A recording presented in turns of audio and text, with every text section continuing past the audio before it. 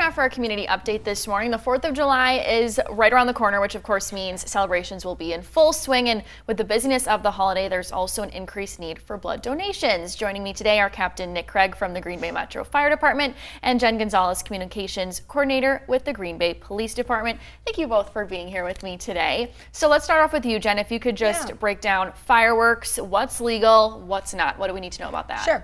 So the easiest way to explain it is if it leaves the ground or explodes, it's going to be illegal. So those are going to be your things like your firecrackers, your mortars, your bottle rockets, your Roman candles. And the important thing to know is if you are in possession of one of those fireworks or caught lighting one off, it can result in a fine of up to $1,000 per each firework in the state of Wisconsin.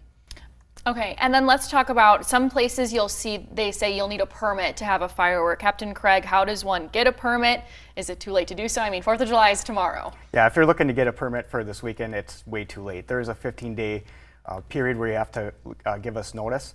And unfortunately, the average person isn't going to be able to meet the qualifications to get a permit. They need to be a professional pyrotechnics company to get it. Okay, so Uncle Joe isn't going to likely be able to get that. All right. And with or without a permit, there's always a risk of injury or damage. Can we just talk about that and the safety aspect? Sure. Every year in the U.S., there's over 35,000 fires caused by fireworks with over 10,000 injuries seen in ERs. A lot of those injuries, actually the majority of those injuries, are caused by the fireworks that are legal for people to use. Obviously, they're easy to obtain. 29% of injuries seen in ERs to 5-year-olds and younger are actually caused by sparklers. They burn at over 1,200 degrees, so parental supervision is definitely key when using those. We would recommend that if you want to have a safe 4th of July, leave it to the professionals. See the Fire Over the Fox Festival in downtown Green Bay this 4th of July. Perfect. And speaking of that, of course, Local 5 will be broadcasting live from there, so be sure to tune in tomorrow night for that. But speaking of, there will be some limitations in terms of water and boating for that event. Yes, the first limitation is going to come during the Waterboard Warriors performance.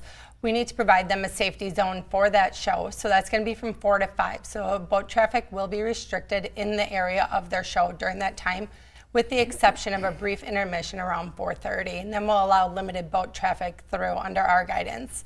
And then the next limitation is going to be closer to that fireworks time. They will start enforcing around 6 o'clock. Fireworks start at 9:45, but we want people to be aware that they're going to have to move out of the area. This is going to be from about the Rainichke Memorial Bridge north of Light Park into the East River around North Monroe. And then at 9 o'clock, they will do kind of a hard shutdown of that area of no boat traffic on the Fox River. So that means no docking, no mooring, no operation of watercraft.